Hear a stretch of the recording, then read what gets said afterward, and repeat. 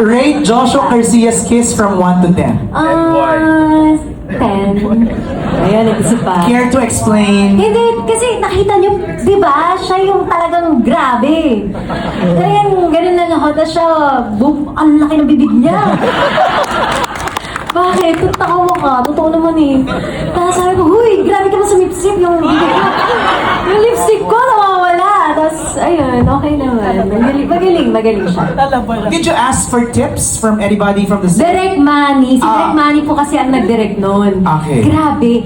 Dinirect niya pati kung paano yung paghalik, ganyan. Nakikinig kami. You really need that. It's choreography, di ba? Siguro it's fair lang that we ask Joshua also. Rate Ivana's kiss from 1 to 10. 9. Room for improvement. Ay! Oh, sige. So next, di ba direct may isa pa?